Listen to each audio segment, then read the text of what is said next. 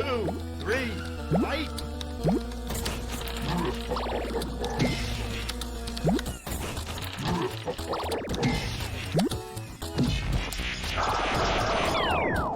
You win!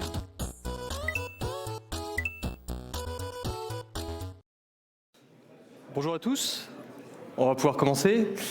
Donc je suis très content d'être là aujourd'hui avec vous. Juste avant de vérifier, avant de commencer, je vais vérifier que Deezer ne tourne pas parce que mon fils aime bien mettre Henri Dess pendant que je ne regarde pas. Et le dernier truc que vous voulez, c'est mon petit zinzin qui se déclenche au milieu de la présentation. En plus, je lui dis souvent, Henri Dess, ça fait 30 ans qu'il chante, il est complètement obsolète. Il faudrait au moins passer à Henri Triple Dess maintenant. Merci. C'était pour localiser les cryptologues, c'est intéressant, il y en a quelques-uns. Je vois que les autres, j'aurais dû prendre l'amphicé. Tant pis, c'est parti pour 55 minutes. Et on va parler essentiellement de ma prise électrique. Parce que j'ai passé un petit peu de temps, fin 2016 dessus, essentiellement pour passer route dessus, puisque, comme le dit l'adage, si à 50 ans, t'es pas route sur ta prise électrique, t'as un petit peu raté ta vie. Mais avant de commencer, je vais me présenter. Donc, je suis Florent Villemain, je travaille chez Orange Labs en tant que développeur, essentiellement pour faire des produits pour Orange Cyberdéfense. Et puis, il y a des petits trucs sur lesquels j'aime bien travailler, tout ce qui est Linux embarqué, la sécurité, et puis tout ce qui commence à communiquer un petit peu en RF. Et donc, les objets communicants, ou tout ce qui est IoT aujourd'hui, c'est bien parce que ça rassemble un peu tout ça. Alors, moi, j'aime beaucoup. Et donc aujourd'hui, je vais vous parler d'un projet que j'ai fait sur mon temps libre, qui n'a rien à voir avec Orange, et qui rassemble un peu tous ces points techniques. Alors de quoi on va parler aujourd'hui? On va parler un petit peu de LoRa, parce que le but c'est juste de faire une petite introduction, mais c'est quand même une prise qui fait du LoRa, donc c'est quand même intéressant que vous sachiez de quoi on parle. On va regarder la prise que j'ai achetée, ce qu'elle faisait, et puis ce qui m'intéressait de faire avec. Et puis pour faire ça, il va falloir regarder un peu, rentrer dans son fonctionnement, rentrer un peu dans les entrailles du truc, pour voir comment la passerelle LoRa, d'une part, et comment le tag, d'autre part, fonctionne. Puis après, ça nous permettra de faire un petit bilan un peu sur la sécurité de ce genre d'objet, qui est toujours assez intéressant. Alors, c'est la première fois que je fais une présentation sur une conférence publique comme ça. Moi, j'ai vite vu que les orateurs qui avaient du succès, ils arrivent toujours à mettre des citations célèbres. Alors, ça peut être Tim Berners-Lee, ça peut être Aristote à la slide d'après. Le tout, c'est de mettre une citation. Et c'est vrai que sur LoRa, il n'y a quand même pas grand-chose. Hein. On est plutôt sec côté Aristote. Donc, mais j'en ai trouvé une quand même. LoRa, il y a tant d'hommes que je ne suis pas. Il y a tant de phrases qu'on dit que je ne te dirai pas. Ouais, ça fera l'affaire. Allez, c'est pas grave. Commencez avec ça. C'est l'apogée de la présentation, hein. Je ne veux pas vous soyez déçus après. Donc LoRa, grosso modo, en 30 secondes, qu'est-ce que c'est? LoRa, c'est surtout une technique de modulation en fait, sur radiofréquence de données. C'est tout bête, hein. C'est vraiment, j'ai des données à envoyer, comment je vais les moduler au niveau du signal? C'est la couche OSI vraiment au ras du plancher pour envoyer des données. Alors, ça a beaucoup d'avantages en fait sur tout ce qui est IoT. C'est qu'en fait, c'est une grande portée, hein, on est de l'ordre du kilomètre. En termes d'autonomie, c'est super intéressant. C'est-à-dire que quand vous avez un compteur d'eau ou un compteur de gaz qui va faire sa télérelève en LoRa, les piles qu'ils mettent dedans, c'est à peu près prévu pour c'est en nombre d'années, hein, donc c'est plutôt une dizaine d'années sans avoir à changer la pile. La contrepartie, c'est que le débit est très faible. Mais finalement, on s'en moque un peu. Un compteur qui va faire sa relève une fois par jour, il a besoin d'envoyer, je sais pas, quelques octets et puis ça suffit. Donc c'est un protocole qui est propriétaire, hein, qui a été créé par Semtech, qui vend aussi les chips qui permettent de faire du LoRa. Et puis quelque chose que vous allez pas mal entendre aussi, c'est tout ce qui est LoRaWAN. Alors LoRaWAN, ça s'appuie sur du LoRa, mais c'est quand même un peu plus haut niveau. C'est-à-dire que LoRaWAN, il va ajouter en plus les adresses MAC en tête de paquet, tout ce qui est chiffrement, le fait qu'une gateway pour être compatible LoRaWAN, elle doit gérer tant de canaux et tant de communications en parallèle. Donc nous, là, vraiment, on est au niveau LoRa. Juste, on module de la donnée et on l'envoie en RF. Et puis le LoRa, il a une apparence très très spécifique. C'est-à-dire que si vous regardez ces spectrogrammes là, où vous voyez en gros de gauche à droite, c'est la fréquence qui est croissante, et puis le waterfall, c'est le temps qui passe de haut en bas. Pour tout ce qui est LoRa, vous allez voir, c'est ce qu'on appelle ces petites chirps. C'est-à-dire qu'on a un signal comme ça qui se promène sur une bande de fréquence. Après, on a un chevron, puis des chirps dans l'autre sens. Et donc là, en fait, c'est la partie négociation de l'émission d'une trame LoRa. Et puis sur la partie de droite, ce que vous pouvez voir, c'est que là, on est vraiment en train d'envoyer des données. Et ces petites chirps, en fait, on va avoir des sauts de fréquence. C'est-à-dire que le chirp va commencer, on va aller sur une fréquence plus loin, et on va continuer. Et ce qui est super sur LoRa, en fait, c'est que le fait comme ça de se promener sur les fréquences, on est très résilient. C'est-à-dire que s'il y a un brouillage sur une fréquence précise, on va pas être sensible à ça. Et le fait qu'il y ait plusieurs objets, par exemple, qui émettent en LoRa sur la même bande de fréquence, c'est pareil, on est capable de les distinguer, justement, parce qu'on n'est jamais à un seul endroit, mais on se promène tout le temps sur la bande. Voilà, c'est fini pour LoRa. C'était vraiment très rapide, c'est pour vous donner quelques billes là-dessus. Alors, moi, je vais vous parler de la prise maintenant. Alors, j'ai remplacé les images et les noms parce que le but, c'est pas de dire ah ils ont fait des erreurs, etc. et vous donner les clés de leur serveur. C'est pas l'objectif, c'est juste de prendre un exemple comme ça puis de voir qu'est-ce qu'ils ont bien fait, qu'est-ce qu'ils ont mal fait. La prise, elle était vendue, donc, comme je disais, fin 2016 pour 20 € avec son tag, et elle propose plein de trucs intéressants. Donc, la première fonction qui est classique maintenant pour ce genre de prise, c'est qu'on peut la piloter à distance. Je suis pas chez moi, je sors mon appli mobile, hop, je dis allumer la prise, voilà, elle s'allume. Je fais de la programmation horaire, très bien, elle s'allume à 20h, ça c'est tout à fait classique. Mais surtout, ma prise, en fait, elle va monter un réseau collaboratif LoRa. Alors, ce que je veux dire par là, c'est qu'un peu comme un point d'accès Wi-Fi, sur les bandes de fréquence LoRa, elle va signaler toutes les secondes, elle va dire « coucou, je suis là ». Et tous les tags qui sont à proximité, qui ont besoin de remonter des informations vers leur serveur central, vont pouvoir utiliser ma prise. Donc, si moi j'ai acheté une prise avec son tag et qu'un autre voisin a lui acheté aussi, ou quelqu'un qui est en déplacement, il a un tag, les informations vont pouvoir remonter par ma prise. Donc, c'est le côté collaboratif. Et finalement, pour le constructeur, c'est super intéressant parce que le constructeur, en fait, ce qu'il veut, c'est avoir un maillage du territoire français. Donc, en fait, il vend des prises pas chères et puis ce qui fait que derrière, il est capable de dire, regardez, j'ai tant de pourcentage de la population qui est couvert par mon réseau LoRa. Donc, c'est le côté collaboratif. Là où des entreprises comme Sigfox ou Orange Business Services vont plutôt aller monter des émetteurs LoRa sur les gros pylônes, etc. Donc, ça coûte beaucoup plus cher, évidemment. Donc ça, c'est pour la prise. Et puis le tag, il fournit un certain nombre de services qui sont sympas aussi. Le premier, c'est la détection de mouvement. Alors moi, par exemple, quand je pars en vacances, j'accroche mon tag sur ma porte de garage. Si j'ai une notification, c'est que ma porte de garage a bougé, donc c'est pas bon. Il y a le géofencing aussi. Alors géofencing, on va définir une zone géographique en une notification quand le tag entre ou sort de la zone. Alors le soir, par exemple, je rentre chez moi, je me mets à bouiner sur mes trucs électroniques, et puis le tag est dans la voiture de ma femme, et puis quand il rentre à moins de 1 km de la maison, j'ai une alerte. Donc là, je vais faire la vaisselle pour donner un peu le change, quoi. Je vous donne des petites astuces de couple aussi, hein, ça peut toujours servir. Voilà, mais moi, pour 20 €, bon, c'est pas un achat énorme, mais ce que je trouvais quand même vachement limitant, c'est que tout passe par l'appli mobile. C'est-à-dire que les notifications, je l'ai que sur l'appli mobile, la configuration aussi. Ça m'embêtait un peu, j'aurais bien aimé pouvoir soit relier ça sur un serveur type If This Then That pour scripter des actions, ou sur mes centrales domotiques, sur un JDOM, sur un Domotix, etc. Et puis pourquoi pas faire un récepteur Arduino qui est capable lui aussi, dans ma maison, finalement, de recevoir les informations que le tag transmet, et puis les traiter pour faire des actions. Donc pour ça, il faut rentrer un petit peu dans le cœur de la prise. Alors c'est ce qu'on va faire. La seule limite que je me suis fixée, finalement, c'est pas démonter le truc, pour une raison toute simple, c'est qu'en fait c'est thermosoudé, puis il y a du 220 dedans, donc je me suis dit, bon, j'ai des enfants, tout ça, non, on va pas l'ouvrir. Donc qu'est-ce qu'il nous reste ? Il nous reste plus qu'à regarder ce que fait la prise. Et qu'est-ce qu'elle fait ? Qu'est-ce qu'on va pouvoir capturer ? C'est surtout les flux réseau. Parce que ce que j'ai montré sur l'autre slide, c'est que la prise, elle communique d'une part en LoRa avec son tag, mais aussi elle est connectée à mon LAN en Wi-Fi sur mon point d'accès. Livebox, évidemment. Donc on va travailler en 2 étapes, d'abord hors ligne, ensuite en ligne, et puis on va analyser le firmware, parce qu'on va voir qu'on va trouver des choses qui sont super intéressantes. Alors je ne sais pas si vous avez vu la tendance, hein, avec tout ce qui est produits connectés, un truc qui était un peu inconcevable il y a 20 ans, c'est que maintenant quand on achète un produit, le premier truc c'est qu'il se met à jour. J'ai acheté des ampoules Philips Hue, les ampoules se mettent à jour, ça n'a aucun sens, mais pour l'utilisateur en tout cas. Tu peux allumer les lumières ? Non, non, elles se mettent à jour. Ah. Ma montre aussi, j'achète ma montre, je vais la connecter, c'est super, elle se met à jour, quoi. Quelle heure il est ? Non, attends, bon, il n'y a plus de pile de toute façon. Et finalement, j'ai cherché un petit peu, et puis c'est pas du tout des cas isolés, hein, c'est-à-dire que si vous regardez maintenant, alors à gauche, j'ai des chaussures qui se mettent à jour, et à droite, c'est une brosse à dents, parce que pourquoi pas. Et en fait, ça s'explique, hein, c'est-à-dire que c'est des marchés qui sont vachement... Il y a une forte pression avec un time to market qui, à mon avis, est oppressant. Il y a sûrement un gros chef à un moment qui a annoncé une date de sortie, donc du coup, tout le monde trinque derrière pour sortir dans les dates, donc c'est un truc pas tout à fait fini. Bon, on connaît ça. Donc bon, à la limite, ça se comprend, le périmètre fonctionnel est peut-être pas complètement fini quand le produit sort, donc après tout, comme elles peuvent se mettre à jour, pourquoi pas.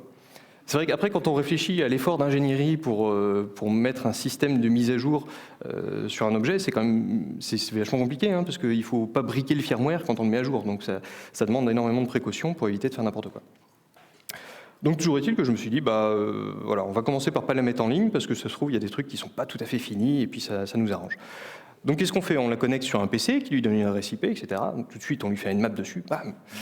Et on voit un certain nombre de ports ouverts. Donc ça, c'est sympa déjà. On voit SSH qui est ouvert. Pourquoi pas. Un résolveur DNS, l'IHM de config, et puis 2 ports qui font du HTTP et du HTTPS. Alors, bon, ok, allons-y, hein, on va regarder un peu. Moi, je vois un port SSH, j'essaie de me connecter, hein, c'est normal. Mais là, ce qu'on voit, c'est que le message d'erreur, c'est que le serveur dit non, et je ne veux pas une authentification par mot de passe, je veux qu'une authentification par clé publique. Bon, alors j'ai pas la clé privée, donc je peux pas m'authentifier forcément. Mais surtout, je me pose la question, pourquoi un serveur SSH sur ma prise électrique? Je veux dire, est-ce que quelqu'un va venir se connecter derrière? Bon, alors elle est quand même connectée chez moi, donc elle est derrière un NAT, mais est-ce que le constructeur va venir faire des trucs dans mon LAN? Moi, je trouve ça pas très sain quand même. Mais je travaille dans la cybersécurité, alors forcément, j'imagine des trucs. Bon, ok, bon, laissons tomber le SSH. Après, il y a une IHM Web. L'IHM Web, c'est toujours sympa. Il y a quelques années, ça commence à remonter un peu. J'avais un NAS Yomega, donc accessible sur le réseau, hein, et puis il y avait un formulaire de recherche. Puis le formulaire de recherche, en fait, ce qu'on mettait dedans, c'était passé à la commande find Unix. Donc si je mettais toto, point virgule, reboot, il faisait OK, il find toto, puis après il reboot. Donc si vous voulez prendre le contrôle du NAS, c'est quand même relativement sympa. Donc là, évidemment, on essaye hein, tout ce qui est marrant, les backslash, les quotes, les doubles quotes, les points virgules. Il n'y a rien qui donne de résultats satisfaisants, donc chou blanc, c'est bien fait. Passons au port suivant, hein. Donc on a le 88, 88, 88, 89. Donc en fait, sur le port 80, le serveur nous donne juste des pages statiques du CSS, du JavaScript, tout ça. Et en fait, les vraies requêtes JSON, les requêtes REST, derrière, elles sont faites sur ces ports-là. Alors si on essaie de taper directement sur l'URL, il n'est pas content. Okay. On voit que quand on est dans l'IHM de configuration, il fait quand même des requêtes assez fréquentes, là, les petits codes 200 qu'on voit passer. Et puis on voit des infos intéressantes déjà. On voit que la prise nous remonte la version de son firmware, son adresse MAC, etc. Donc ça, c'est quelque chose qu'utilise aussi l'appli Android de configuration, donc c'est légitime. Moi, je joue un petit bonus parce que quand on est au Brestcamp, alors je me suis dit hashtag intégration continue, ça a été buildé avec Jenkins. Bien, bonne pratique. Non, mais voilà, c'est pas mal. Bon, puis là, je suis un peu sec quand même parce qu'il n'y a rien qui me donne d'infos sur le fonctionnement inhérent de la prise. Donc, la mort dans l'âme, je la mets en ligne, quoi. Hein. Et puis là, on voit un peu plus de trafic. Alors forcément, elle commence par faire des petits pings, on y reviendra après. Elle se synchronise en NTP parce qu'elle a besoin d'être à l'heure. Forcément, on peut la programmer, donc il faut quand même qu'elle soit à l'heure. Et puis, elle commence à faire du HTTPS vers des serveurs bien précis. Un load balancer, un serveur d'analytics de l'entreprise, etc. Mais il vérifie les certificats. C'est-à-dire que si j'essaie de me mettre en coupure et faire un beau manif de middle SSL, elle ne veut pas. Donc c'est dommage, hein, encore, c'est frustrant. Et puis, ce qui devait arriver arriva. Elle télécharge une nouvelle version du firmware en HTTP, en clair. Alors dans Wireshark, c'est super, hein, c'est quand vous voyez un gros pavé vert là, c'est du HTTP, ça c'est bien. Et comme la prise télécharge le firmware, du coup en HTTP, j'ai l'URL et puis j'ai le firmware. Alors bon, allons-y, hein, maintenant qu'on y est, on lance Beanwalk. Beanwalk, c'est un super outil en Python qui est en fait capable de scanner un binaire à la recherche de patterns connus. Donc en fait, il cherche des signatures. Et donc là, il me dit, l'offset 0, j'ai trouvé un header de type uimage, donc c'est pour tout ce qui est système d'amorçage U-boot. Et puis derrière, à l'offset 64, j'ai trouvé une archive LZMA. Et en effet, si on met le binaire dans mkimage, qui sert à générer des images au format U-boot, on voit que c'est un kernel Linux compressé en LZMA. Bon, c'est pas mal, hein. Je ne sais pas où est le file system, mais on a le kernel, alors c'est déjà bien. Alors on investigue, alors voilà, donc ce qu'on voit là, c'est le fichier que j'ai téléchargé, hein. On a le header, on a le kernel qui est compressé. Avec un DD, on chante le header, ensuite avec un LZMA, on décompresse le kernel. Et puis on relance Beanwalk dessus, hein, pourquoi pas. Et puis il nous dit, tiens, à cet offset, il y a une archive au format XZ. Il a un petit peu de mal à décompresser, parce que je pense qu'il y a un bug dedans. Mais c'est pas grave, hein, on fait un petit script Python pour décompresser l'archive XZ. Et là, qu'est-ce qu'on trouve? L'initramfs. En fait, lorsque le noyau va démarrer, il va décompresser cet initramfs, il va le projeter en RAM, et en fait, c'est juste son file system, c'est son slash. Alors c'est marrant que ce soit encore du CPIO. CPIO, je ne sais pas si vous connaissez ce format, c'est un peu comme un TAR. C'est-à-dire qu'en gros, on a tous les fichiers qui sont à la queue leu avec toutes leurs métadonnées. C'est quand même un truc qui date de 87, hein, donc c'est marrant de voir qu'on en a encore aujourd'hui. Bon, alors du coup, avec le binaire CPIO, on extrait tout ça, hop, on le met dans un dossier, et puis voilà, on a tout le contenu du file system. Et ça, finalement, c'est une deuxième boulette venant des développeurs, parce que le fait que le firmware soit téléchargé en HTTP, bon, c'est une chose. Ok, il passe en clair, l'URL passe en clair, ok. Mais le firmware aurait pu être lui-même chiffré. Et là, c'est pas le cas. Et on commence à trouver plein de trucs qui sont assez amusants. Le premier, c'est des binaires de test. Test mode, prod test. SX1276, c'est le chipset qui fait du LoRa. Donc il y a un truc pour le tester. A priori, c'est pas fait pour arriver en prod quand même. Quand j'avais fait du Linux embarqué, des fois sur les Livebox, vous avez 4 mégas de flash. Donc vous n'allez pas mettre des trucs comme ça parce que ça coûte cher quand même la flash. Donc bon, là, a priori, ils n'ont pas de problème de place, c'est des binaires de test. On voit 2 clés publiques SSH, ça c'est intéressant, ça veut dire qu'il y a une clé dev et une clé prod. Donc les clés privées qui correspondent permettent a priori de se connecter sur ma prise. Pourquoi la clé de dev est en prod, bon, on va passer sur les détails. Et puis, on commence à trouver des secrets aussi. C'est-à-dire que là, typiquement, quand la prise se connecte sur son serveur de contrôle, soit pour faire les remontées des informations qui viennent des badges, ou pour accepter des ordres de type allumage, extinction, il y a une clé privée. C'est-à-dire que le client a besoin de fournir cette clé, sinon la connexion est refusée par le serveur. Et la clé est là, forcément, elle est dans le firmware, elle est en clair. Mais au-delà de ça, on trouve aussi 2 binaires qui ne sont clairement pas des binaires standards. Et on voit que c'est là que se situe l'intelligence. On a un binaire qui sert à faire du LoRa et un binaire qui sert à gérer les configs. Et moi, ce que j'aimerais bien comprendre surtout, c'est comment eux fonctionnent. Alors je me suis dit, la bonne idée finalement, c'est que j'ai pas accès à la prise, j'ai pas de shell dessus, donc je vais essayer d'émuler ça. Donc je suis parti sur un QEMU format MIPSel, hein, puisqu'on avait vu que le format du kernel c'était du MIPS. J'extrais une Debian dedans, je prends mon file system root que j'ai récupéré dans la VM, hop, je le fous à l'intérieur. Et puis il y a quelques petits trucs à mettre en place quand même. C'est-à-dire que quand vous allez démarrer les binaires dans le file system avec un chroot, il va quand même essayer de chercher les infos dans /dev, à l'intérieur de son chroot. Donc il faut binder le /dev de l'autre dans le chroot, ça c'est assez simple. Et puis les binaires, ce qu'ils vont faire, il y a deux fortes adhérences finalement avec la partie prise électrique Linux embarquée. Le premier, c'est qu'ils vont essayer de chercher les partitions MTD. MTD, c'est Memory Technology Device. En fait, c'est les partitions de la flash. Ils vont essayer d'aller lire ou écrire dans la flash. Et moi, j'ai pas de flash, donc ça, il n'y a pas de problème. On trouve un petit module du noyau qui fait de l'émulation MTD. En fait, il va projeter un peu de RAM sur ce qui s'apparente à une partition MTD, et les binaires sont contents. Et puis, une deuxième partie, c'est la NVRAM. Donc ça, c'est des trucs qu'on retrouve énormément sur les routeurs, les petites caméras, ce genre de trucs. C'est la RAM non volatile. Et en gros, c'est ce qui permet de stocker tous les paramètres qui doivent survivre à une mise à jour du firmware. Par exemple, à quel réseau Wi-Fi la prise se connecte, c'est quoi le mot de passe admin, si jamais il y en a un, ce genre de choses. Bon, ça pareil, on l'émule, on remplace la lib NVRAM par une lib qui fait que écrire dans un répertoire, et puis hop, ça passe.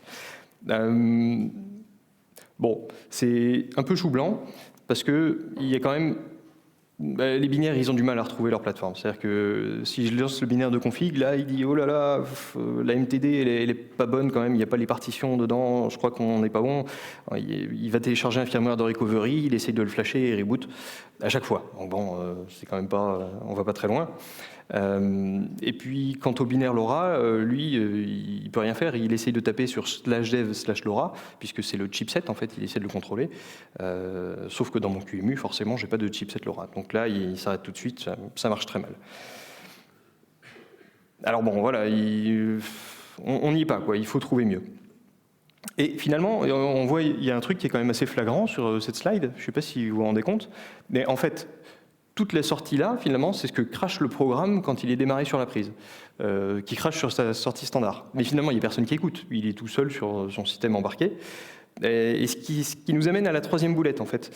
Il y a deux choses. La première, c'est que finalement, tout ce printf sur stdout, il est complètement inutile. De toute façon, personne n'ira lire ce qui se passe. Donc ça, c'est bien pour quand vous mettez au point la prise, quand vous faites du dev dessus. Mais finalement une fois que vous êtes parti en prod, y a plus ça ne sert plus à rien. En revanche, moi, ça me donne énormément d'infos. Pourquoi ? Parce que du coup, moi j'ai les binaires maintenant, et puis pour comprendre comment ils fonctionnent, j'ai plus vraiment le choix, il faut que j'aille les mettre dans un désassembleur, type IDA ou Ghidra, là, le truc de NSA qui viennent de sortir, je n'ai pas encore testé. Sauf que quand on met du... Bon, alors déjà je suis développeur, alors quand j'arrive au niveau assembleur, en principe c'est vraiment que c'est pas bon, quoi. J'ai plus d'autres options, surtout de l'assembleur MIPS. Bon, alors ça va parce que c'est un jeu d'instruction réduit, c'est assez facile à comprendre, mais bon, voilà, c'est pas très agréable. Et comme les binaires, donc normalement les binaires sont quand même un peu strippés, ou en tout cas le compilateur va chanter un certain nombre d'informations qui servent à rien, et notamment tous les noms de fonctions. Or, ce qu'on voit là, toutes les lignes de debug à droite, %s de points avec un message, le %s, en fait, les mecs mettent systématiquement le nom de la fonction qui est en cours d'exécution. Donc à partir de ça, même si le nom de la fonction a été strippé par le compilateur, je suis capable de le retrouver d'un message d'erreur, et puis je renomme toutes mes fonctions. Et à partir de là, bon, même si je ne vais pas lire chaque ligne d'assembleur, hein, c'est pas l'objet, mais j'arrive à voir comment les fonctions s'appellent entre elles, et du coup comprendre la logique du fonctionnement de ces programmes. Et finalement, c'est embêtant parce que toute la propriété intellectuelle, finalement, tout le travail d'ingénierie que les gens ont fait pour concevoir ce truc, tout se retrouve dans ces programmes-là, et le fait d'avoir laissé toutes ces infos, ça facilite grandement la compréhension. Donc moi, je suis capable de comprendre maintenant comment la prise fonctionne en interne. Et puis éventuellement d'aller chercher des trucs qu'ils auraient mal fait. Voilà, donc pensez bien, en tant que développeur, quand vous partez en prod, hop, vous strippez tout ça, vous désactivez tous les printf, ça sert absolument à rien une fois que vous êtes en prod. Alors maintenant, on est capable de comprendre un peu le fonctionnement de ces deux démons. Le démon LoRa, on l'a vu au début, hein, au niveau des captures réseau, il va taper sur un premier serveur de load balancing, un serveur d'analytics où il va remonter des informations, des statistiques. Et puis il va taper également sur un serveur de contrôle, et c'est ce serveur de contrôle qui va vraiment lui donner des ordres. Et c'est via cette connexion aussi qu'il va remonter les infos qui viennent du réseau LoRa. Il va taper sur deux fichiers, sur /dev/LoRa et etc version. On va voir juste après pourquoi. Et puis il y a un autre... excusez-moi, il y a la tablette qui va s'éteindre. Hop. Ok. Je retrouve le compteur. Et il y a l'autre démon de config, c'est celui que j'ai essayé de lancer dans QEMU, et on voit que lui, en fait, il va surtout gérer d'une part la partie configuration, qui est faite par l'utilisateur au niveau de son LAN, et puis aussi toute la procédure d'update. Voilà. Alors, comment ça fonctionne? C'est très simple. Le démon LoRa, quand il boot, il va taper sur son serveur de load balancing. Alors là, je vous ai mis la commande en équivalent curl. Il va fournir dans l'URL son adresse MAC, et puis ce que va lui répondre le serveur, c'est tout simple, il va lui dire, bah tiens, l'URL du serveur d'Analytics, c'est ça, la dernière version du firmware qui est actuellement distribuée, c'est ça, et puis l'IP et le port du serveur du contrôle, c'est ça. La petite partie en gras qui est tout en haut, en fait, ça c'est amusant aussi. C'est un header en fait, qui doit forcément être fourni par la prise, parce que sinon le serveur refuse la connexion. Alors, tout à l'heure, c'est du HTTPS, hein, donc j'ai vu que niveau capture Wireshark, on ne voit pas ce qui passe. Sauf que comme le firmware passe en clair et que le firmware n'est pas chiffré, on peut récupérer le binaire dans lequel il y a cette clé partagée qui est en clair. Donc bon, bah, du coup, donc on est capable de refaire exactement la même requête. Hein, là, on a le secret, donc on a l'information. Et si je tape sur l'URL de mise à jour du firmware, hein, c'est exactement le firmware qui a été téléchargé auparavant. Alors, à partir de là, ok, le démon LoRa voit qu'il y a potentiellement une mise à jour à faire. Et pour en être sûr, comment il fait? Il va vérifier la version du firmware qui a été annoncée sur le serveur avec son fichier ETC version pour voir s'il est à jour ou pas. Et s'il n'est pas à jour, c'est là que c'est intéressant, il va donner l'information au serveur de config en faisant une requête sur le port 88-88 ou 88-89 et il va lui redonner exactement les mêmes infos en JSON. Et on voit que le endpoint s'appelle Remote Firmware Update. Il y a un truc quand même assez intéressant à voir là-dessus, c'est que finalement, il ne lui passe pas cette info via une socket Unix locale, il lui passe ça par le réseau. Et c'est exactement sur le port, l'API REST qui en écoute et que moi-même j'utilise en tant que possesseur de la prise pour la configurer. Donc du coup, la question qui se pose, c'est si moi j'envoie exactement cette même requête à ma prise depuis mon LAN, est-ce qu'elle va aller chercher un firmware et est-ce qu'elle va se flasher? Et la réponse est oui. En fait, rien m'empêche, moi, en tant qu'utilisateur, d'aller dire à la prise, tiens, bah, va te mettre à jour, le firmware, il est là-bas, et elle se met à jour. Et en fait, j'ai une explication de pourquoi il y a un use case derrière. 1 ou 2 ans après la sortie de la prise, je ne sais pas ce qu'ils ont fait, la prise n'avait plus accès au serveur AWS de contrôle. Je ne sais pas pourquoi, un problème de gestion interne à l'entreprise, bon bref. Toujours est-il que du coup, le firmware ne pouvait plus marcher. Et donc du coup, ils ont déployé un nouveau firmware via l'appli Android. C'est-à-dire que l'appli Android, elle intégrait le nouveau firmware à jour, et puis elle le partageait via un serveur HTTP local, et puis elle venait dire à la prise, tiens, télécharge le nouveau firmware à jour parce que tu en as besoin. Et en effet, ça suffisait à flasher la prise et puis à dépasser ce blocage qui était lié au fait que les serveurs étaient plus joignables. Bon, mais alors moi, ça m'intéresse, parce que là, je me dis, je peux pousser finalement n'importe quel firmware sur la prise. Donc on va pouvoir commencer à faire des trucs amusants. Alors je vous rappelle ce qu'on avait tout à l'heure. On a tous les fichiers du file system qui sont dans un fichier CPIO, tous à la queue leu.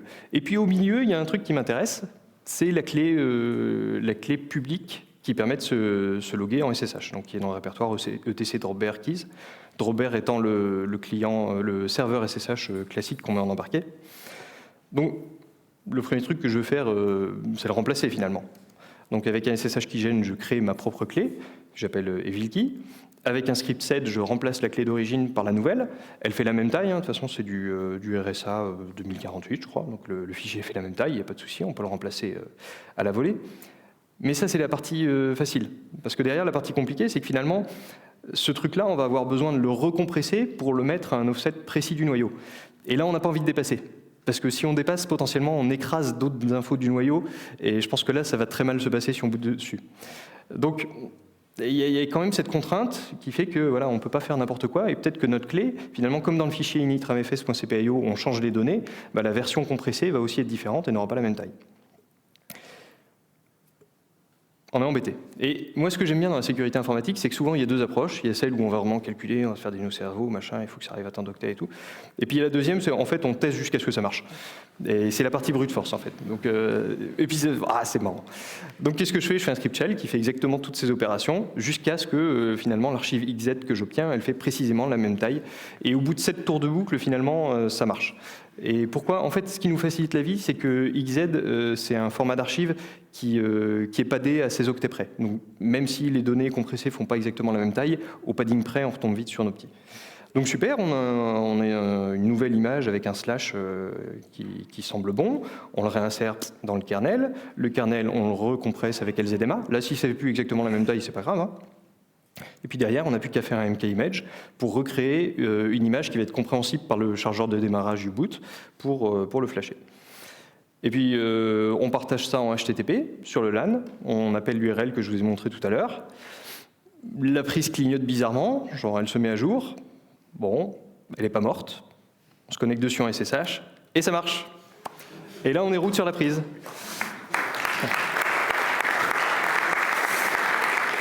Alors, ça me fait plaisir que vous soyez contents parce que j'ai envoyé ce screenshot à ma femme parce qu'elle n'était pas là et je fais « Waouh, regarde !» Elle fait « Je me sens un peu compris parmi vous. » C'est chouette. Donc voilà, alors maintenant on est route, donc là je peux vous dire que c'est un peu la fête du slip. Je vais vous montrer vraiment tout ce qui se passe et à quel point en fait maintenant qu'on a tous les secrets, on est capable de faire ce qu'on veut. Alors, ce que vous voyez en pointillé, c'est la prise. Elle a le démon LoRa. Au démarrage de la prise, le premier truc qu'elle va faire, c'est se connecter sur son load balancer. Je vous ai montré la requête tout à l'heure. Et le load balancer, là, va lui donner une info, c'est comment se connecter au serveur de contrôle, avec quel IP, quel port. Pour se connecter au serveur de contrôle, elle a besoin du certificat client, mais qui est dans le file system, donc jusque-là, ça marche. Bon. Maintenant, moi, j'ai envie de voir un peu ce qui se passe là-dedans, parce que tout est chiffré, donc je mets ma machine d'analyse à côté. Et puis j'ai envie que tout passe par moi finalement pour voir ce qui passe dans ces flux chiffrés. Première chose que je fais, je remplace le fichier etc host sur la prise pour lui dire tiens, le serveur de load balancer, il résout sur tel IP et tel IP, ça tombe bien, c'est ma machine d'analyse. Que fait la prise? Elle est docile, elle fait la résolution IP, tac, elle se connecte sur mon proxy. Alors Burp, je ne sais pas si vous connaissez, c'est une super suite logicielle qui permet de faire énormément de tâches en termes d'interception, manipulation, HTTP, HTTPS. Vous êtes capable de sniffer toutes les requêtes qui passent, de les modifier à la volée, donc c'est super intéressant. Et notamment, il supporte l'interception HTTPS. Donc quand la prise va se connecter sur Burp en HTTPS, Burp il va voir quel est le hostname qui a été demandé, hop, il génère une clé, enfin un certificat plutôt, qui est signé par son certificat racine, et puis il va établir une fausse connexion TLS. Sauf que la prise ne veut pas, forcément. Elle ne fait pas confiance dans mon certificat racine, ce n'est pas un certificat légitime. Bon, c'est pas grave, on a le file system, donc hop, on le met dessus. Donc derrière, c'est la libcurl, côté prise électrique qui fait la résolution. Donc il suffit de savoir où mettre le certificat, et puis voilà, elle dit « Oh, c'est bon, le certificat est bon ». Donc derrière, ce qu'on va faire avec Burp, on va nous vraiment proxifier la requête vers le serveur légitime. Et puis Burps, on va le configurer pour juste changer deux petits champs, le champ IP et port du serveur de contrôle, puis on va remplacer ça dynamiquement pour dire bah non, en fait c'est l'IP de ma machine d'analyse. Du coup, que fait le démon LoRa après? Il essaie de se connecter au serveur de contrôle, donc il tombe sur un netcat que j'ai monté pour l'occasion, qui en écoute en mode TLS, serveur TLS, qui lui aussi est signé par l'autorité Racine que j'ai utilisé tout à l'heure, donc du coup la prise dit il n'y a pas de problème. Et puis ce netcat finalement qui a accepté une connexion TLS, il faut qu'il relance un netcat client derrière en fait pour rebalancer la requête au serveur de contrôle. Donc c'est ce qu'on fait de manière dynamique. Hein. Tout ça c'est en ligne de commande, il n'y a rien à faire de très compliqué. Sauf que netcat client, il va avoir besoin de quelque chose pour pouvoir se connecter au serveur de contrôle. Il va avoir besoin du certificat client. Bon bah comme on l'a, voilà, ça marche. Et voilà. Là, on est capable d'intercepter tout ce qui se passe entre la prise et le serveur en clair. Et en fait, là où ça devient dangereux en fait, pour le constructeur, c'est qu'à ce stade, on est aussi capable d'envoyer n'importe quoi sur le serveur de contrôle. Le serveur de contrôle accepte la requête et il va prendre n'importe quoi comme donnée.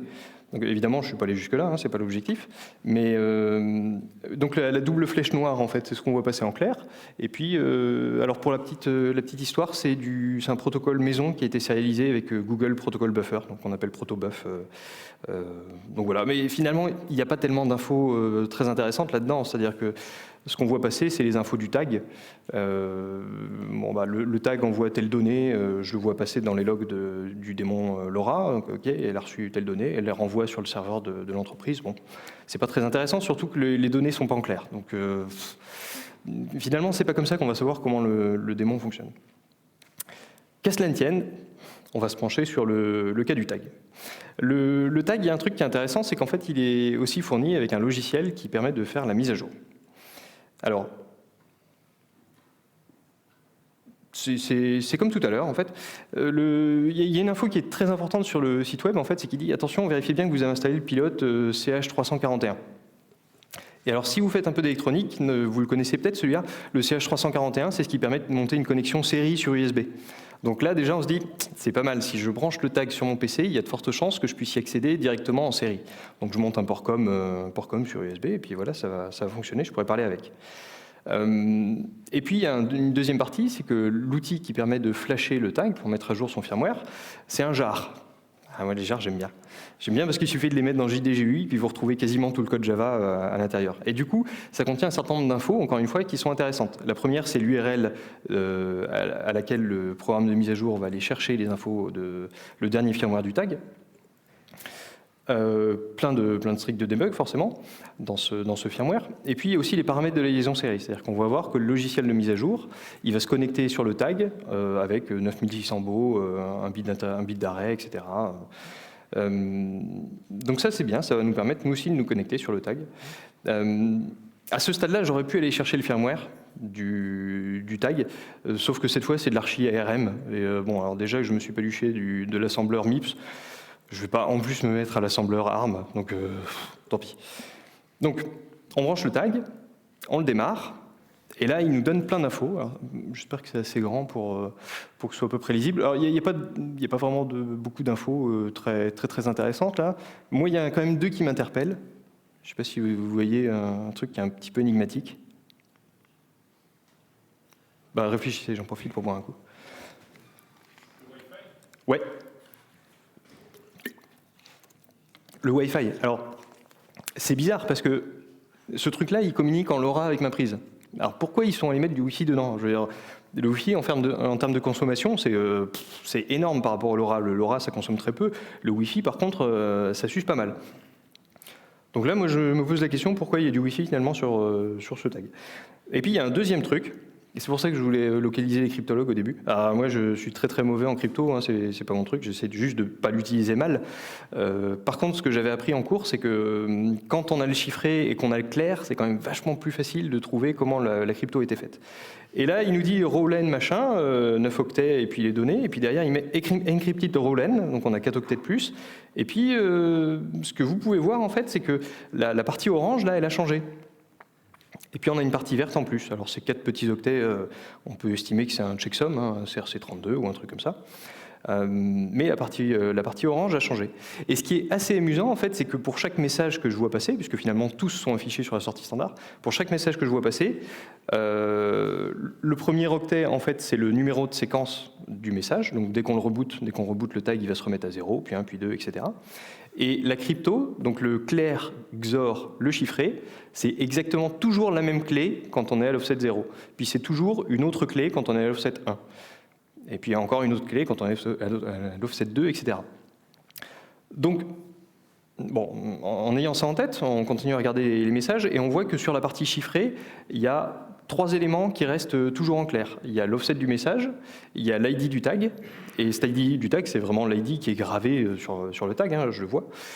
Et puis le troisième champ, là en bleu, c'est le type de message qui a été envoyé. Et pourquoi ça passe en clair? Alors ce qu'on peut imaginer, c'est qu'en fait, le serveur, quand il reçoit ça, pour pouvoir déchiffrer les infos, il a besoin de ces infos. Donc on peut supposer que la clé, en fait, est dérivée du numéro de séquence et de l'ID du tag. Donc dans le meilleur des cas, il y a une clé qui a été enregistrée au moment où le tag sort d'usine, donc une clé privée qui n'est connue que du serveur et qui est inscrite dans le tag à ce moment-là.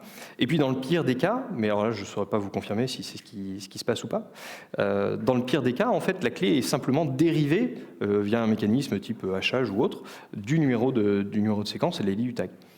Et là, c'est le cas qui est très mauvais. Pourquoi? Parce que si c'est ça qui est fait, ça veut dire qu'en allant faire la rétro-ingénierie du firmware, je peux retrouver l'algo de dérivation et potentiellement je peux faire ça pour n'importe quel numéro de tag. Et si je peux faire ça, ça veut dire aussi que je peux insérer des données corrompues dans le système que le serveur derrière va considérer comme étant légitimes et donc finalement fausser n'importe quelle position de tag ou autre. Donc j'espère que ce n'est pas le cas, mais je ne suis pas capable de dire si c'est le cas ou pas. Donc voilà, c'est embêtant. Et un autre truc que j'ai appris finalement en regardant la comparaison, enfin avec tous ces logs finalement qui donnent tout en clair, j'ai compris à quoi servait la puce Wi-Fi. Alors la puce Wi-Fi, ça c'est super intéressant et c'est vraiment une super solution. La puce Wi-Fi, quand le tag va déclencher un envoi de tram, soit parce qu'il a bougé ou périodiquement, etc., la première chose qu'il va faire, c'est qu'il va sniffer les réseaux Wi-Fi qui sont à proximité. Il va garder les deux dont le signal est le plus puissant et il va envoyer 3 informations. Le BSSID, donc l'équivalent de l'adresse MAC du point d'accès, le canal sur lequel il est, et le niveau de la qualité du signal, donc le niveau de réception. Donc ça fait 6 plus 2, donc 8 octets, x 2, 16 octets. Avec ces 16 octets, c'est tout ce qui remonte au système. Et ben, avec ces 16 octets, Google, via son API de géolocalisation, est capable de vous dire à peu près à 5 mètres près où vous êtes. Alors moi, je trouve ça incroyable. Et c'est vrai, hein. Alors le tag, si je l'emmène au milieu de la forêt de Rennes et que je l'allume, il ne sait pas trop où je suis. Il sait qu'il voit sa passerelle, mais par contre, il ne sait pas où il est. Et il voit sa passerelle très loin, hein, puisque entre la forêt et chez moi, il y a 1 kilomètre quand même. Donc c'est vraiment une super portée. Mais voilà. Donc voilà, on a la solution. Du coup, comment a été faite la géologue? C'est tout simple, c'est grâce au Wi-Fi. Alors j'ai encore 2 petites anecdotes que j'ai vues en regardant ce firmware. La première, c'est que la première, c'est qu'on a une clé de géoloc dans le binaire. Et en fait, je ne sais pas pourquoi elle est là. Pour une raison très simple, c'est que en fait, la géoloc est faite par le serveur directement. C'est-à-dire que tout ce que le tag ne fait qu'envoyer les réseaux Wi-Fi qu'il a vus. Ensuite, ces réseaux Wi-Fi-là sont remontés sur le serveur, et donc la clé de géoloc n'est jamais utilisée. En tout cas, si vous voulez facturer des trucs à la boîte, vous avez la clé. Donc, ça ne mange pas de pain. Et puis, un deuxième truc que j'ai vu et qui là est beaucoup plus problématique, je vous avais parlé au début d'un ping. C'est-à-dire que la passerelle, avant de commencer à démarrer, première chose qu'elle fait, c'est qu'elle va essayer de pinguer une IP, juste pour voir si est-ce qu'elle est connectée à Internet ou pas. Et puis, une fois qu'elle a vu que sa connectivité était bonne, c'est là qu'elle se dit bah, « Ok, je vais taper sur load balancer, je vais voir s'il y a une nouvelle version du firmware, etc. » Et ça, finalement, ça peut être embêtant parce que chez vous, si vous avez un firewall, vous bloquez les pings en sortie parce que vous estimez que c'est pas normal, ça veut dire que la passerelle ne boot pas. Alors moi, je me suis posé la question de cette IP, parce que cette IP, quand même, elle était codée en dur dans le firmware, dans le binaire LoRa, et vraiment, malgré les mises à jour de firmware, elle ne changeait pas, quoi. C'était toujours cette même IP hard-codée, alors que il n'y a pas spécialement de raison. Alors, en cherchant un peu sur le net, à partir de là, on retombe sur un nom de domaine. Et puis à partir du nom de domaine, on arrive à retrouver via le WHOIS en fait le nom du propriétaire. Et là, c'est amusant parce que le nom du propriétaire, en fait, c'est aussi le cas qui a généré la clé SSH de dev. En fait, c'est le développeur. Et donc la conclusion, c'est ça. La passerelle ne peut pas booter si elle ne peut pas pinguer le serveur du développeur. Serveur perso, hein, j'entends, il est hébergé chez OVH et tout. Alors là, ouais, là, j'aurais dû sur Twitter quand même. Je crois que vous avez un petit problème. Parce que, alors, moi je vois deux très très gros problèmes derrière. Le premier, c'est que le dev voit toutes les IP du parc d'utilisateurs. Et avec les RGPD, maintenant, vous savez bien que l'IP, c'est une donnée nominative. Je pense que ça peut poser problème. Et puis, le deuxième problème, qui là est de taille, c'est que si pour une raison ou pour une autre, le développeur se fait licencier, il est fâché, si OVH, il y en a peut-être dans cette salle des gens d'OVH qui récupéraient l'adresse IP ou bloquaient les pings parce qu'il y a un DDoS, je ne sais pas, pour une raison ou pour une autre, si les pings ne passaient plus, l'ensemble du parc se transforme en briques. Vous savez, les presse-papiers, de toute façon, elle ne fait rien. Elle ne sera plus capable de se connecter ni de se mettre à jour. Alors, pas tout à fait, puisque comme j'ai dit tout à l'heure, l'application Android est quand même capable de reflasher un firmware, mais c'est quand même une grosse boulette. Donc, un petit bilan de tout ce que j'ai pu voir sur cette prise, finalement. C'était juste une prise, mais moi j'ai trouvé qu'il y avait plein de trucs amusants à voir. Au niveau de ce qui a été fait, c'est super intéressant. Il y a plein de technos qui sont top derrière. C'est-à-dire que les gateways, donc, sur le modèle du Wi-Fi, une fois par seconde, elles émettent un petit beacon, comme ça, pour dire je suis là. Chaque seconde est découpée en 10 canaux d'une seconde chacun. Les prises sont capables de détecter s'il y a d'autres prises à proximité. Le serveur leur assigne des slots temporels pour être sûr que deux prises ne vont pas émettre en même temps. C'est super intéressant. Le tag, quand il démarre, qu'il a besoin d'envoyer des trucs, la première chose qu'il fait, c'est qu'il se met en écoute. Il voit s'il reçoit un beacon au niveau LoRa. Et puis s'il voit qu'il y a une prise à proximité, dans ce cas-là, il se met à transmettre. Je vous ai parlé de la géolocalisation, qui était super intéressante aussi. Le coup de pouvoir se géolocaliser quasiment au mètre près avec 2 BSS-ID, ça c'est assez incroyable.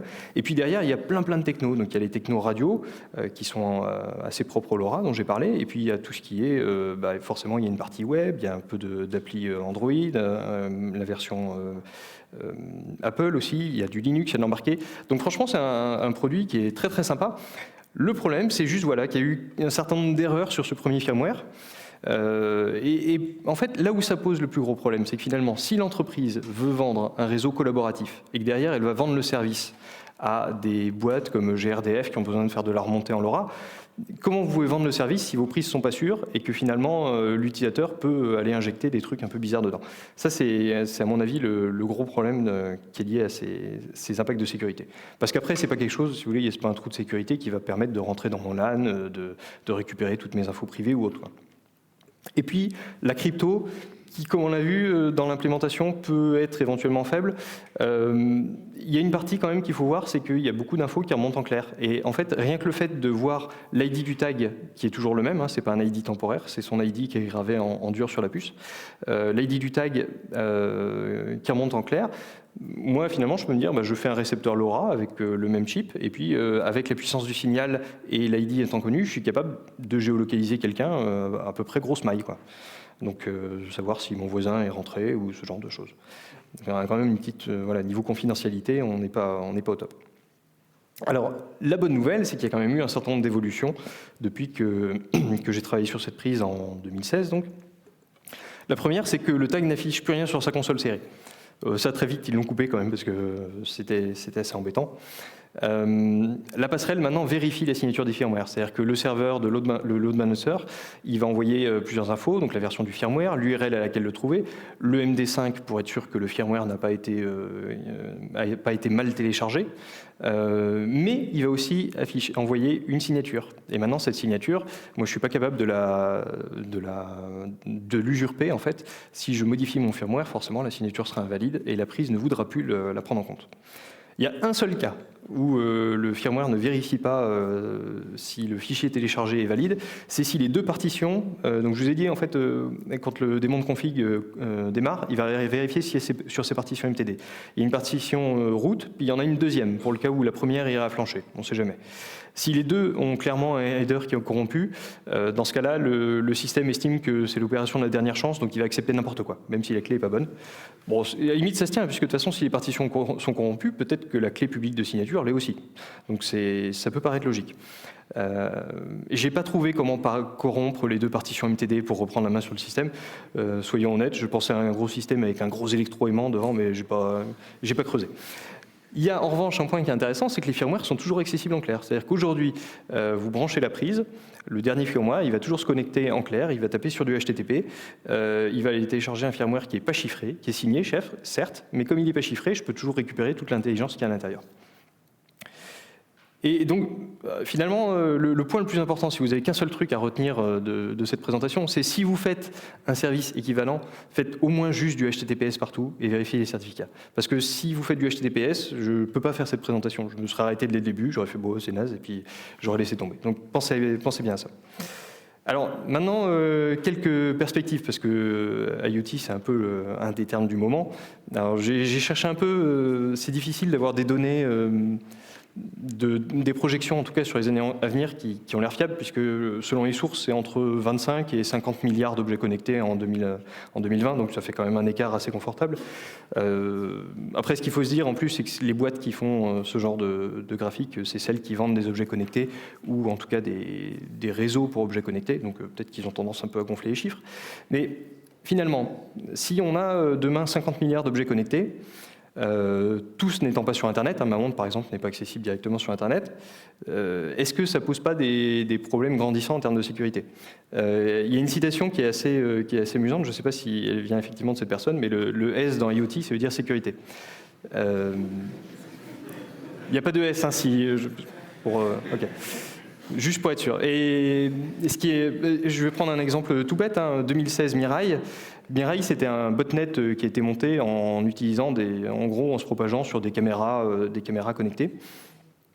Mirai, il embarquait, je suis allé voir le code source, puisque le mec l'a mis sur GitHub, il y avait 61 couples login mot de passe dedans. Il n'y avait que ça. Le reste de l'intelligence de Mirai, c'est extrêmement bête. Je peux vous le résumer en 3 phrases. C'est, je scanne tout Internet.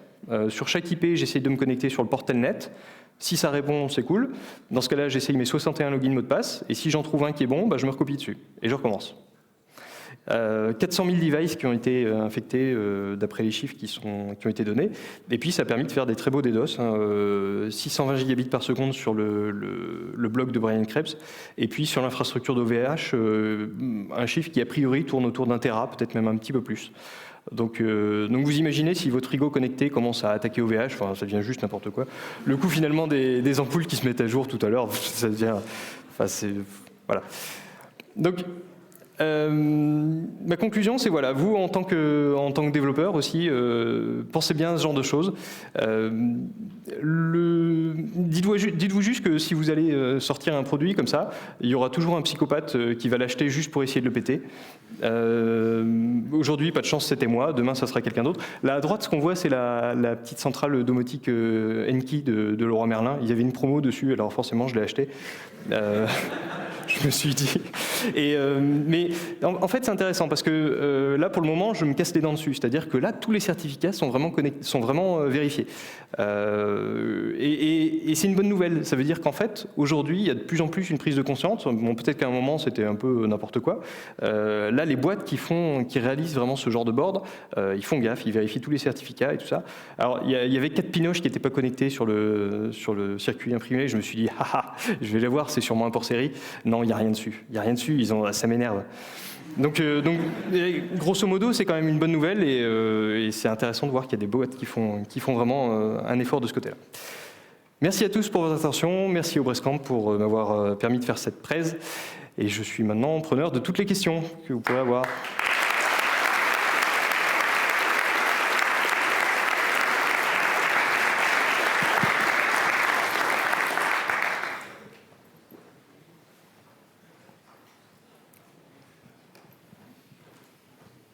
Allez pas débrancher vos ampoules tout de suite, mais... Bonjour, merci pour la presse.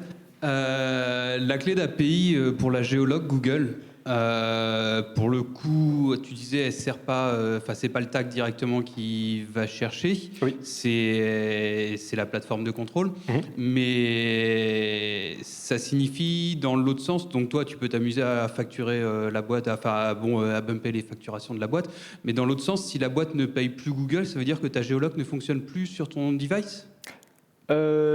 Non, alors en fait, le device ne l'utilise absolument pas. C'est-à-dire que si tu fais un strings sur le binaire, elle sort, parce qu'elle est dedans. Mais en fait, il n'y a aucune référence du programme vers ce string-là. Donc je pense qu'en fait, peut-être qu'au moment de la mise au point, c'est la prise elle-même qui faisait la géoloc. Et puis peut-être qu'ils ont dû changer à un moment donné, puis déporter ça sur le serveur. Mais le string est resté dans le code source. C'est aussi bête que ça. Si le fournisseur, si la boîte est cool, tu peux toujours la géologue fonctionne toujours ? Alors si la boîte coule et que les serveurs qui discutent avec la prise sont coupés, la prise ne fait plus rien. Ah non, alors ça c'est vrai qu'en effet il y a un énorme SPOF là-dedans et c'est déjà arrivé sur d'autres sites comme ça. En effet, à partir du moment où ils coupent les serveurs, l'ensemble des prises ne sert plus à rien puisqu'en fait même les ordres qu'elles reçoivent de allumage ou extinction ou alors de programmation, allume-toi à 7h du matin jusqu'à 9h, tout ça passe par le serveur de contrôle. Donc en effet, le jour où les serveurs sont coupés, tous les tags sont HS, toutes les prises ne servent plus à rien. Alors si, la bonne nouvelle, c'est que je peux quand même encore allumer ou éteindre la prise en appuyant sur le bouton qui est dessus. C'est une feature. Et c'est vrai que typiquement, sur le côté marketing, j'ai pas trop compris quelle était la démarche, puisque le but c'est d'avoir un réseau collaboratif. Donc pour avoir un gros maillage, il faut vendre beaucoup de prises. Et en fait, j'ai vu malgré tout très peu de promos, très peu de pubs sur ce produit-là. Et même aujourd'hui, quand on regarde le nombre de téléchargements de l'appli sur le Play Store Android, on n'est pas énorme. Donc je comprends pas trop s'ils essayent vraiment d'en mettre partout ou si ça n'a pas l'air très développé en tout cas, clairement. Comment tu as été reçu quand tu as émis tes remarques à la boîte ? J'ai juste parlé du ping de la mort. Ils m'ont dit « Ah merci, on va le remonter à l'équipe technique ». Et à peu près 8 mois après, ils l'ont corrigé. Donc c'est bon, j'ai fait ma bonne action.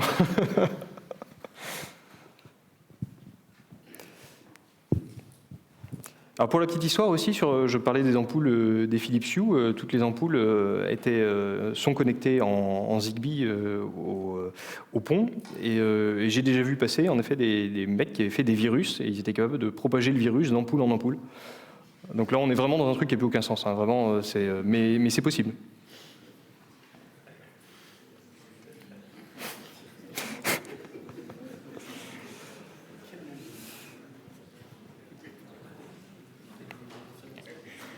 Merci. Déjà, et du coup, est-ce que chez toi, tu as acheté des devices de ce type autrement que pour les démonter et les disséquer, ou tu as des volets roulants, des ampoules, des trucs partout, ou ça t'a fait un peu peur? Ouais, non, si j'ai mis quelques télécommandes connectées quand même. Ah, c'est ballot parce que je pourrais peut-être vous refaire une présentation l'année prochaine. Je peux ouvrir les volets roulants de mes voisins aussi, parce que comme j'aime bien bidouiller sur la RF, il y a énormément de choses en fait. Il suffit de les capter une fois et puis après de toute façon on rejoue et puis c'est les gros problèmes dans ce genre de truc. Les clés de voiture par exemple sont beaucoup plus costauds puisque le code est tournant, mais il y a encore énormément de techno où finalement une fois que vous avez capté le code, et pour ça il suffit d'un récepteur RF à 1 euro et d'un Arduino, vous êtes capable de le rejouer et voilà. Il y a je sais plus quelle boutique de volets store tout ça qui avait ouvert à Rennes. Et je m'étais dit à un moment, ce serait marrant d'aller se mettre devant, puis de capter tous les codes, et puis rejouer tout, puis les mecs, ils auraient tout qui monte, qui descend, comme ça. Et je ne l'ai pas fait, je vais avoir des problèmes quand même, à force.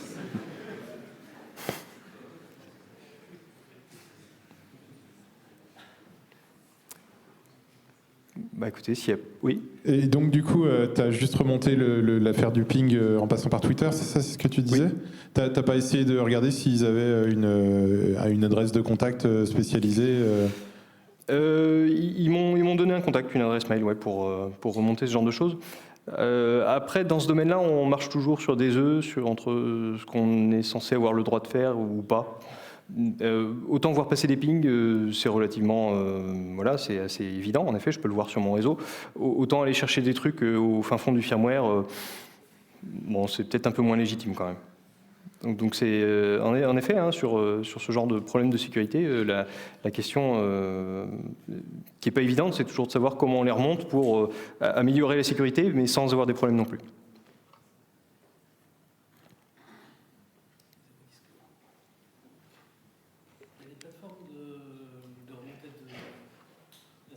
Il y a des plateformes de remontée de vulnérabilité comme ça qui se mettent en coupure entre la personne qui a trouvé la faille et l'entreprise pour justement masquer la personne qui a trouvé la faille et permettre de remonter sans qu'ils puissent attaquer dans l'autre sens. Tout à fait. Et j'ai vu d'ailleurs depuis, il y en a un typiquement, c'est le CERT IoT qui a été monté par Digital Security Econocom, une boîte parisienne. Et eux, en effet, font ce genre de service. Ouais. On peut leur remonter des bugs plus ou moins critiques.